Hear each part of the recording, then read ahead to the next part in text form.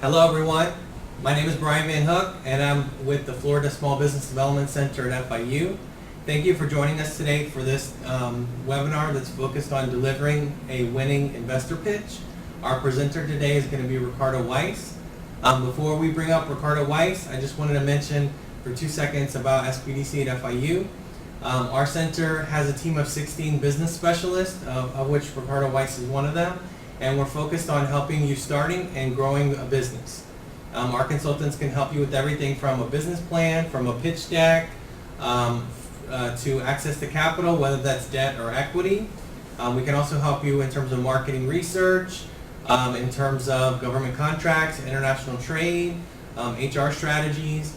So we can help you with a lot of different areas in terms of starting or growing a business. We also work with folks that are pre-ventures, so not yet in business, that want to kind of start the business off the right way. We also work with startups that have just launched the business and want to kind of grow the business. So we're here to help you, and the best part is it is a public-private partnership. We're SBA resource partners with the federal government. We also receive funding from the state of Florida, and then the FIU College of Business hosts the center locally. So if you're in Miami-Dade County or if you're in Monroe County in the Keys, we can help you. If you're not in Miami-Dade or Monroe, don't worry, because we have other SBDCs around the state of Florida, and there's definitely an SBDC close to you that can help out. I would encourage you in terms of the questions. We're going to save some time at the end after Ricardo's presentation for some questions for you guys. So we'd encourage you guys to type into the chat or to email Brianna if you have a question, and then we're going to save time at the end. But if we don't get to your question, don't worry. We will have Ricardo follow up with you and answer all the questions that come up during the webinar. And the webinar runs approximately 45 minutes. Like I said, we're going to save some time at the end for questions and answers. So thanks again, and with that, I'm going to call up Ricardo.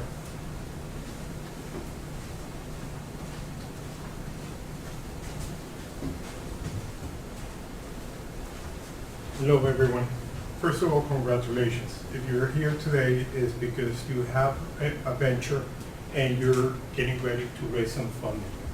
Before we start, please take a moment to adjust your setup in your computer and switch the big screen with a small screen so you see the slide on the big screen and see me in the little one. The main reason is because this presentation has a lot of content and I'd like you to be able to read through it. So my name is Ricardo Weiss, and the reason I make a good presenter today is because I've been both an entrepreneur trying to raise funds, as well as having been an investor and working with investment funds and making those decisions of who to give funding to. So it gives me a unique perspective of what works on both sides.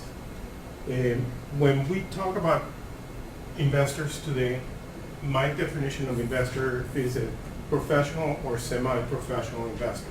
So I'm not talking about your rich uncle that might be able to write you a check, but I'm talking about the venture capitalist or the investor that is part of a fund that invests either professionally or semi-professionally.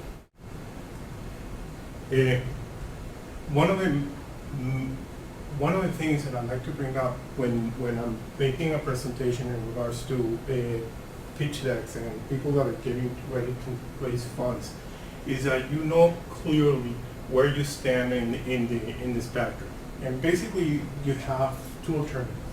Either you're an entrepreneur that is interested in starting a venture in order to fund your lifestyle, and you need reliable profits to be able to fuel the ability to pay for your family and your own needs, or your payoff is through the eventual sale of the company and your focus is growth.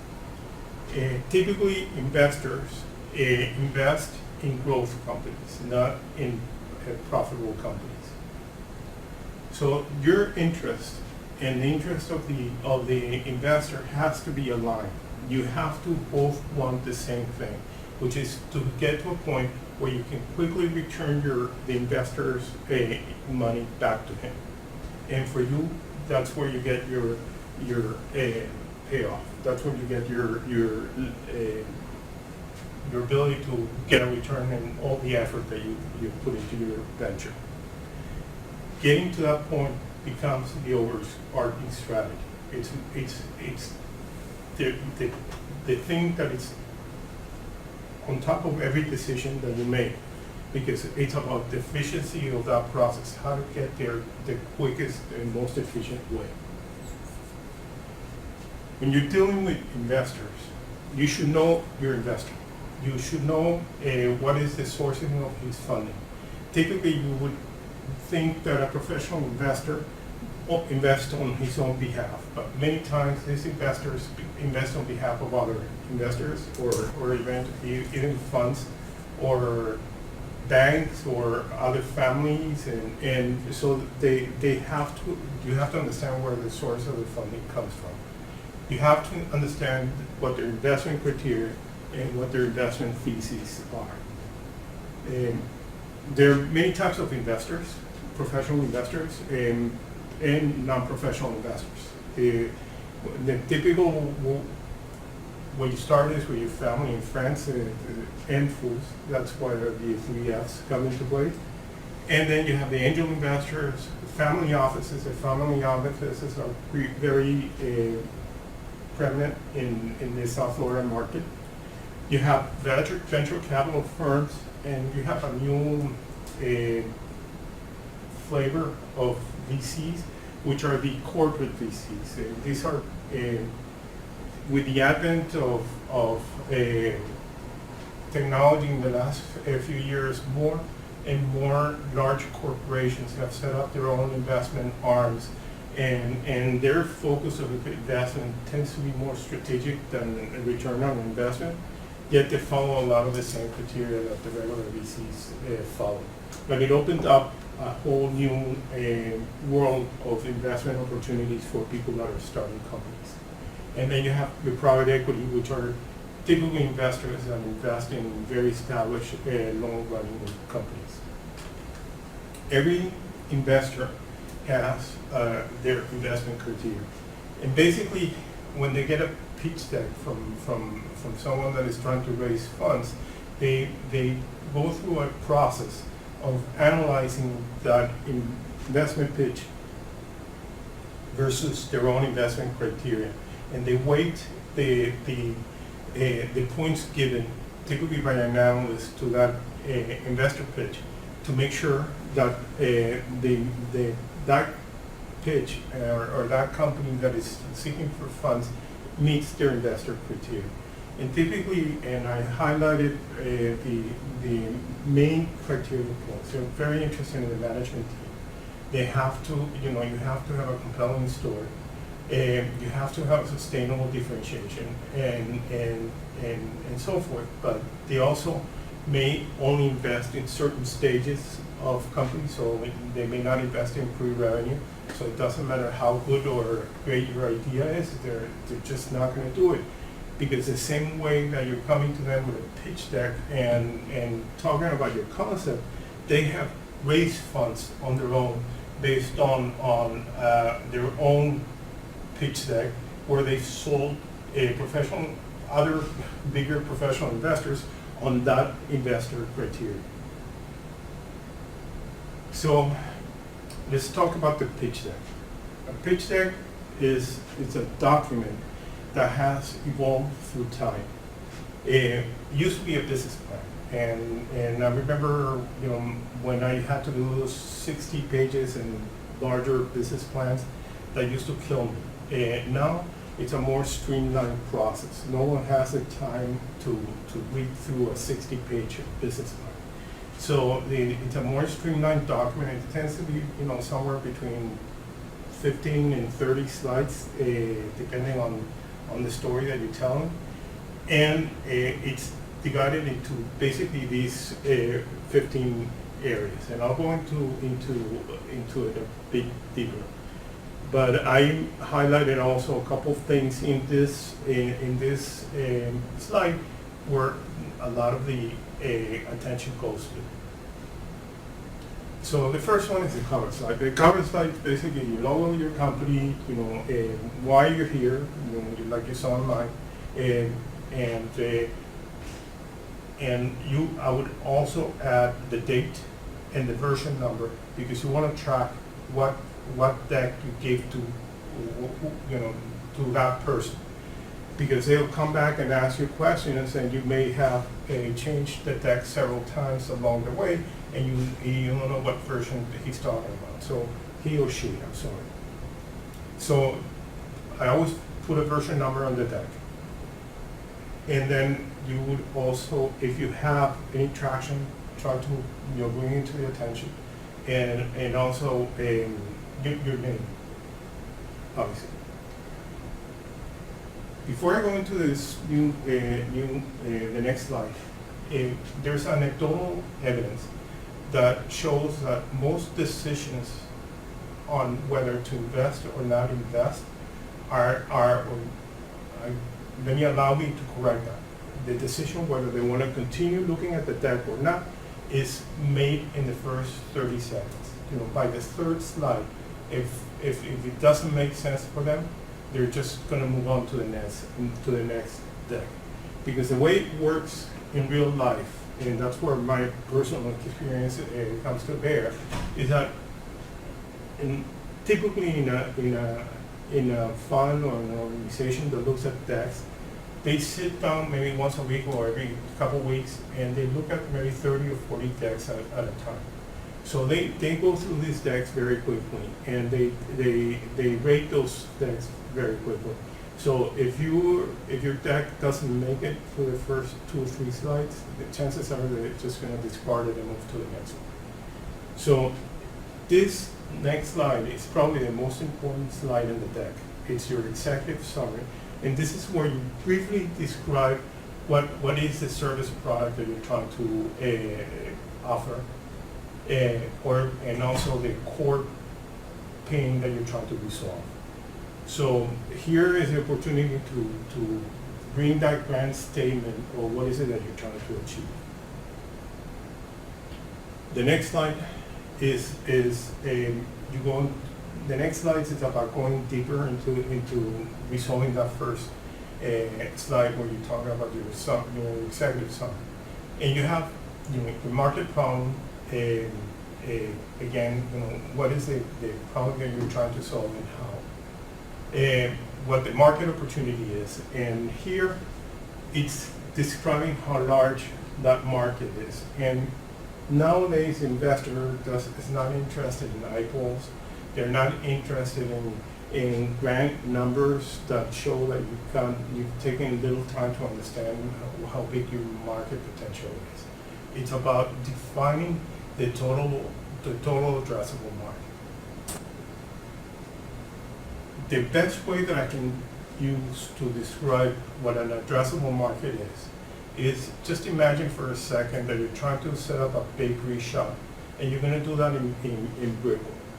It doesn't matter to me as an investor how many bakery shops there are in the United States, or how many people in the United States consume croissants. All I care about is how many people are a walking distance from your bakery shop, because that's going to be your market. And I want to know how many other bakery shops are within that area, so I understand what is your competition. So that's the difference between an addressable market and a total market. So this is, take the time to understand what is your addressable market, how you're going to achieve it in getting into it. The next slides are about your product. I mean, this is an opportunity to describe your product better. It's not about selling your product, because, you know, a pitch deck is not about selling a product. A pitch deck is about giving you the opportunity to have a conversation with an investor about what is the product that you want to bring to the market. So it's important that you describe your product well, but it's not about doing a sales job or a marketing job on the product itself. I've seen decks that 85% of the deck is about the product and there's nothing else on the deck. That's not gonna do it. But if you have a complicated product, you can spend 2 or 3 slides talking about it. It's important that when you try to describe your product, do not insert a video, do not insert links. I can tell you that if I'm sitting down and I need to look at 60 decks, I never click on a video and I never click on a link that's going to take me to additional information. I just don't have the ability to do that in the short time that I have to review the decks. So, and you run the risk of doing that. By the way, I once had an argument with a company that I was mentoring, because the entrepreneur, instead of sending the deck to the investor, was sending a link to the investor. And the argument was that he wanted to know when the investor sold that deck. You know what? I hear you, I understand that. It's a lot of valuable information, but you also run the risk of no one or very few people actually hitting on that link. To me, as an investor, the team is very important. It's more important even than the product, because if you have the right team in place, they're going to get the product right. So my focus is understanding the composition of the team, and having a team that has industry expertise and industry relevance is very important. As a matter of fact, if you have a stellar team, I would move the team slide forward into the deck and put it right after the executive summary. And if your team is not that strong, then you can leave it in as it is here. The importance of the team is answering this question. You know, we're the right team who can execute this plan because we are the A team. We're people that know the business in and business out. I realized when I was putting this deck and that I'm dating myself with this slide, because the A-Team was a TV series from the 70s, I guess. And but it's having the right member doing the right job in the team, and everyone having the experience and expertise to get it done. The slide about the board of advisors. I've seen companies that put 10 advisors on their board, and that to me is not significant unless they have skin in the game. Skin in the game means that they've actually invested in your company. So unless these advisors are not investors, just put the ones that have any relevant industry expertise in the subject matter. If not, they're not really bringing any value. The same with the team. Don't put every member of your team on the slide, and just put the 3 or 4 that are relevant and core team members. Traction. This is a slide where you're gonna tell what have you been able to achieve so far. If you're pre-revenue, it's about conversations or contracts in place that will allow you to achieve your results. If you have already launched, you have commercial results, this is where you tell that story. So it's about sharing that traction. And we have an argument internally always in the SBDC about what's more important, traction or revenue. And now in today's world, traction is more important, has more value than revenue.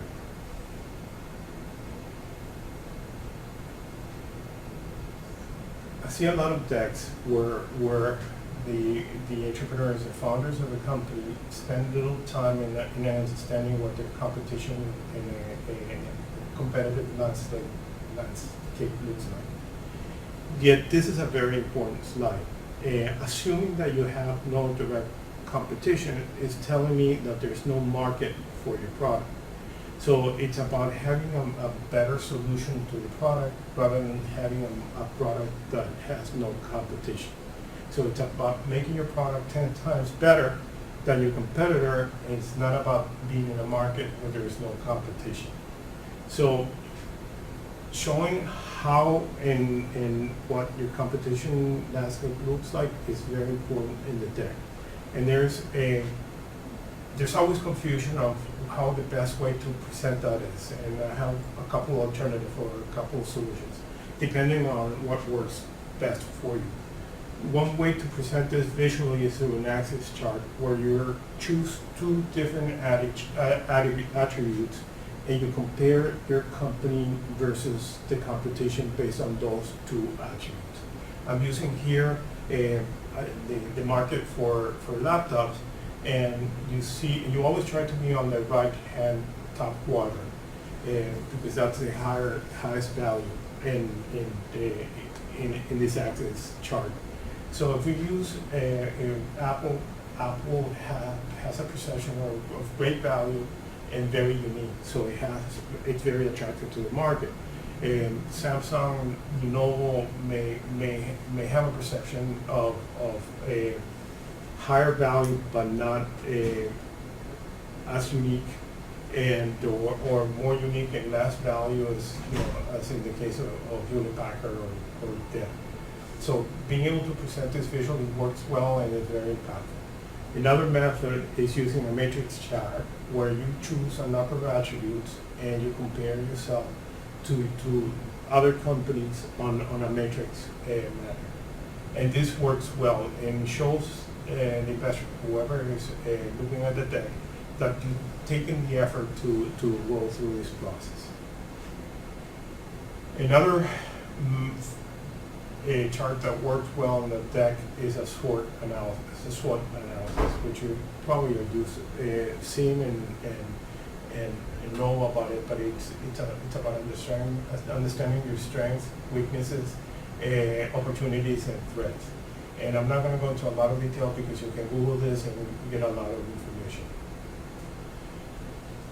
Going back, you have to define what is your competitive advantage. How do you compare with your competition, and what are the advantages that you bring to the table? And understanding how your competition compares. Business model. Again, this is an area in which a lot of these startups fail in showing how they plan to make money. This is about telling the investor how is it that you're going to make your money, and it's about understanding what are the key revenue streams, what's your pricing model, and how you're going to get that money coming in, and when in that process will that start. So the business model is what brings everything together. This is, typically this is the core element that brings all the elements around the product together. It's about understanding the cost and the revenue. Another area which is very key to the investor, and yet a lot of startups fail to spend any time developing, is a go-to-market strategy. The go-to-market strategy is having an understanding of how you're going to grab your product or service and take it to the user, to the person that is paying for that service. And that's not automatic. There's got to be a process. If you're going to use a Salesforce, it's about explaining what type of Salesforce you're going to be using. If you're going to go through channels, it's about explaining how you're going to get those channels and how you're going to get the buyers in those channels to take your product with them. And that's where industry expertise comes into play. And I've seen a lot of startups, spin their wheels and hit themselves against the wall because they didn't have a member in their team that understood how to take that product into market. And this is where you have to invest. You have to invest in someone that can bring that information into your team, because if not, the learning curve is just too long and too expensive. The next area in your deck is about financial projections. And what you're gonna do, there's a set of documents that you prepare once to get ready to start raising funds. And one of these documents that you start with is the financial projections. So you have an Excel spreadsheet or with tabs that address your financial projections. But obviously you can't bring all of that information into a deck, but you have to bring the summary. And the summary is basically getting, it's a 5-year projection built around this area. And you would have, and I'm sorry I can't read from here, but on the top you would have your users and your active users and your market penetration. And we're talking about market penetration based on your addressable market, not the overall market. And then you would have your gross revenue, your cost of goods sold, which totals the net revenue. So you subtract the cost of goods sold from the gross revenue, and that gives you a net revenue. And then you have your expenses, and you summarize your expenses in 3 categories. You have the general and administrative expenses, which include your rent, your telephone, and your dues and subscriptions and so forth. You have your salaries and benefits, and typically this is a heavy line. And the investor wants to understand how much of your revenue you're going to be spending on salaries and benefits. And then you have how much you're going to be spending on marketing and sales. If you're developing software or hardware, it'd be nice also to break that out. And there's also a discussion whether software and hardware development is really a balance sheet item or a profit and loss item. And I am of the belief that it should be an operating expense, because you're in the business of developing software or you're in the business of developing hardware, and that's an ongoing process. So you're not acquiring that once, it's an ongoing process. That's the basis of your business, and it should be a P&L on it. And then you net that out, and you have your net operating income. On a typical deck, you would expect the first 3 years to be negative. Also added a column for the year 0. And what year 0 means, those are your historical expenses prior to your launch. So year 1 is when you start it's the year that you launch, and all the startup expenses prior to that would be accumulated on the year 0. So if you have a negative cash flow during the first 3 years, that indicates that you have a need to raise funds. And you show that in this slide. You talk about the amount of money that you're trying to raise, and what are you going to use with that money once you raise it. I've seen situations where people show a accumulated negative cash flow of $1 million, and they go out and want to raise $5 million. There's got to be a connection between the amount of money that you're trying to raise and the negative and the amount of money that you're short in your financial projections. On the flip side, if your financial projections are showing that you're going to have a negative cash flow of $2 million in the first year, and then you're trying to raise $200,000, there's also a disconnection. So there's a link between those two things. Finally, once you talk about your financial projections, your product, how you're going to take the product to market, you also want to discuss, and this is it's an optional slide, but I'd like to suggest to recommend that you add it, because it just shows the investor that you're thinking about the future, and that your interests are aligned with his or hers. So, and it's about how you plan to exit. So, I'm not going to tell you how to compose this exit slide, but I do want to talk about, as hard as I'm trying to think about this, and I do a lot of things in this regard, I could only come up with 5 possible exit scenarios. The first one is an IPO, And an IPO means a public offering of your stock. And just to have a sense of this, there's about 450,000 companies that get started on a yearly basis in the United States, and there's only about 120 to 140 that IPO on a given year.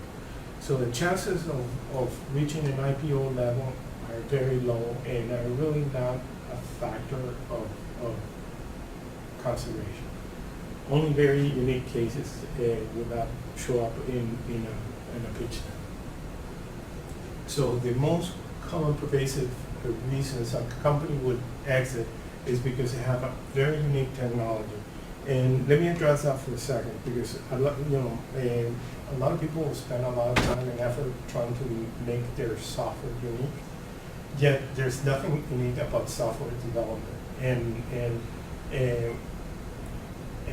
software development is not considered one of the things that would have a barrier of entry for anyone to try to compete with you. And so I've rarely seen situations where a company gets acquired because of their software. Unique technology really is more applicable to medical devices or hardware solutions, or where you've been able to develop something that is of keen interest to the buyer, but usually in the very early stage of development, so they can add it into their bigger and better project. The reason I spend time talking about that is because that was a hard lesson learned for me, and I was involved with a startup where we spent millions and millions of dollars developing technology, and when that company got acquired, the technology was really basically thrown out. They were not interested in technology at all. What really counted in that transaction, and that's my experience in from being in this arena for such a long time, is that the most valuable element on the most, 90% of the cases, is having traction. So being able to demonstrate that there's users and that are willing to use your product is more relevant than anything else today. And when you read about it, it's the reason companies get acquired. Then the fourth possibility is because you have a revenue source or a cash flow that is of strategic importance to the buyer. And where it works really well is when you both have the traction and the revenue. You may have traction without the revenue, but if you have both, then it's great. And the last possible model for an exit is an acqui-hire. And it's basically you have a team that has a level of expertise that is of interest to the buyer. They acquire the company not because of the product, but because of the team in place. And you see that a lot with people that are doing medical developments. You see that a lot with software development teams that are just really cohesive, and their product hasn't made it to market yet. The company gets acquired because of the team. So the next slide, and this is this last slide, is a closing slide. And although it's an optional slide, I'd like to recommend that you include it because it allows you to state what the big picture is. It's the imagine if slide. It's the takeaway slide. It's what is it that you want the investor to remember you buy. So it's not about summarizing what you said before. It's about saying, hey, we're working on this product, but if we're successful with this product, we can extend this into this next iteration, and we can do this and this and this. So it's presenting that world of possibilities without, going into a lot of detail this time. Like I said at the beginning, you're looking at really about 15 to 30 slides. There's no defined rule, but however, it depends on the conditions of your opportunity to present the pitch deck. You may have variations. Sometimes you get invited to pitch before a VC, and they say you have 10 minutes. And if you have 10 minutes, you're not going to be able to present 30 slides. You have to bring it down to about 12 to 13 slides. sometimes you only get 2 minutes because you're in a pitch competition, and sometimes you only give 5 minutes. So you have to have variations of the deck where it reduces information into a format that allows you to present within the allotted time without getting thrown off the stage. And there's nothing more embarrassing than being cut off, the 10-minute level, and you still are in the middle of your presentation. Doesn't bode well for you, and doesn't bode well for your company. And so it's about also the pitch deck should be typically self-sufficient, so it's self-explanatory, but it's also about reducing the information to a maximum level. So you only have 3 or 4 bullets per slide. And use large font, because if you're in a room like I'm sitting here now and I can't read my own slides, then you're in trouble. So you want to have big fonts. So that's why I told you to switch the screens. And a couple more guidelines. When you're pitching, again, start by introducing yourself like I did at the beginning. Just say something interesting about yourself. It's about telling your story. It's about not using videos like I said before. If you're in a small group with very few people on the table, it's a good opportunity to do a demo after the presentation if you are asked to, but don't include it in the presentation. Don't show videos, and the videos have issues, and the chances that there's a glitch, that they don't start, they distract the audience, are high. So do not take that risk. Only 1%. Only, typically the CEO of the company is the one that should be presenting. If it's not the CEO, it's going to be a red flag. So, especially in South Florida, where many CEOs don't have a great use of the language, they try to have one of their colleagues present. It's a risk situation. The investor wants to know who the CEO is, and they want to get a feel for the CEO through the deck when it's being pitched. So it's 1%, preferably the CEO.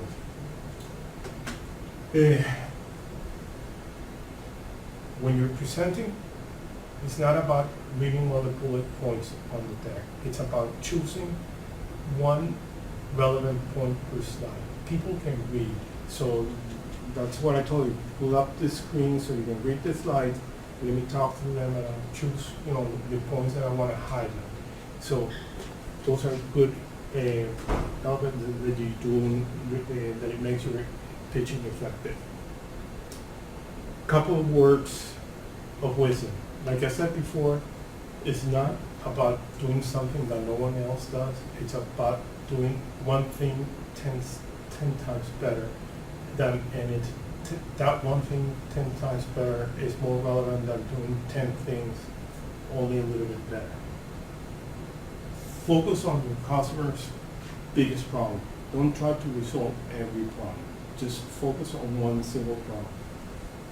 And prepare yourself for rejection. And it takes an average of about 60 to 90 pitches before you get funded. So be ready to take a lot of rejection. And I tell this story, and I don't know whether it's a myth or not, but I hear and understand that Google went through 360 pitches before they got funded. So even a company like Google went through that process, again, maybe full forward, but it takes a lot of time, a lot of effort, and a lot of pitches before you get that first check.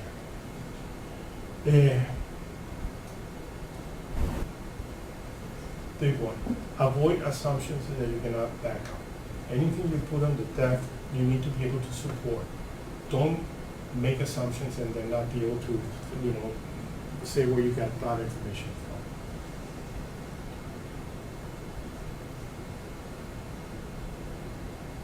There's a couple myths about pitch decks, and people tend to think that their idea is so great and so obvious they don't have to talk about their management team, or they don't have to have a management team in place, or that they don't have to have a core market strategy. People are going to find the product.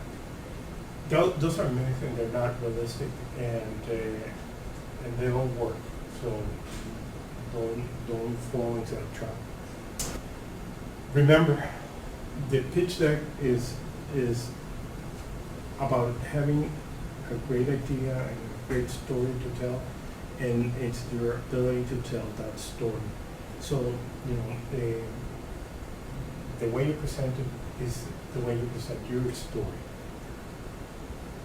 And I like using this slide to end my presentation because, my experience is that you can have the best plan in the world, and you can have the best team in place, and you can have the best circumstances, and there's always something that's going to happen that makes it difficult or impossible to get to that end.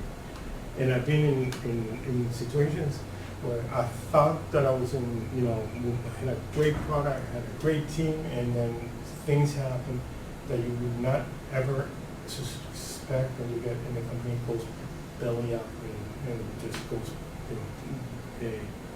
down in a bowl of fire. So when people talk to investors, they think that investors are there for the kill. But being an investor is difficult because at this stage of the company, you never know who's going to make it and who's not going to make it. Because there's so many variables that are out of control that it's a huge risk, and only very few companies make it to the end. I think the statistic is that only 1 or 2 companies out of 100 make it to that finish line. So again, my name is Ricardo Weiss, and this is my contact information. You can contact Brianna at the SBDC, or you can contact me if you have any questions or concerns, and I'm open now for questions. Thank you, Ricardo. That was great. And I like also how you emphasize the team. If you have a good team, lead with that and emphasize the team. And also you kind of reiterated that towards the end in terms of like the acqui-hire and everything else, because it's important to have like a really great team. I would say we have a great team at SBDC too. So when I do presentations, it follows your mantra. I always lead with the team, because if you have a strong asset, lead with that.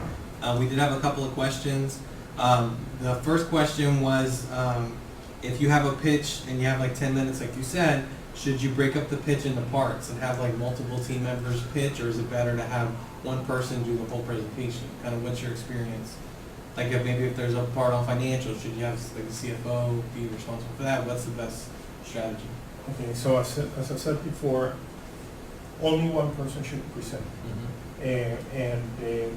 So that presenter has to be prepared, and it's all about practice. So it's about cutting the fat off the pitch deck and taking out the elements that are non-core to the pitch deck, and reducing the wordage as much as they can, so they can fit into 10 minutes presentation. Is typically somewhere around 13 slides, so you would want to bring it down to about 13 slides, and have only one presenter go through the presentation. Where the other team members can jump in is on the Q&A part of the process. Typically on a pitch situation, you would have investors coming back with some questions. So if the questions are in regards to finance, then the finance guy in your team will address those questions. Cool. And then you kind of answered the other question, is in terms of like focusing on key slides and ensuring you have time for Q&A and kind of what information to save. I think that's a good point that you made. The other 2 questions that we had was, you mentioned about doing research on the source of funding of VCs or folks that you're in contact with. Where would you go to research that? It's a good question, but typically the 2 sources are Google and LinkedIn. That's where you get most of the information on the people that you're going to be pitching to. So if I'm going to be presenting to an investor, I take my time to understand who that investor is and what the background is. typically, I try to look for investors that have made investments in the same industry Mhm. and understand my area of business. It makes it easier. Kind of like you said too, they have a track record. Yes. So they have kind of a paper trail. And the second one was related to, it's more of a legal question, so if you don't want to get too much into it, but are there any restrictions for accepting foreign venture capital? So if you're a U.S. company and it's like foreign, you would think there might be some foreign ties to the money. Is there any kind of, folks should pay attention to that? Actually, I mean, that could be a whole other presentation. Yeah, that's what I was thinking. But typically, when you're raising funds, although the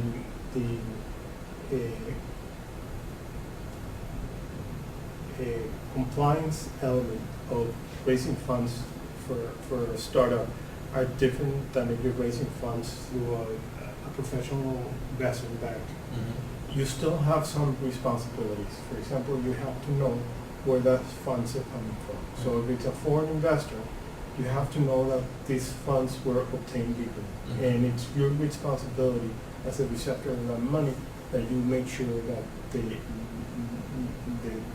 provenance of those funds are legal. Yeah, that it didn't come directly from North Korea or something like that. The other element, which it's not that well known, but investors have to be accredited. And accreditation means accredited according to the SEC rules. So you have to make sure that they're accredited as well. So that means that no investor is going to be investing more than they can afford to invest without putting their livelihood into this. So there's time accepted open source documents that help you deal with those elements when the Okay. time comes. Cool. And then I was just going to, go ahead. And just to finalize on that topic, because it's come up a lot in our own internal discussions, also having the right incorporation vehicle is important.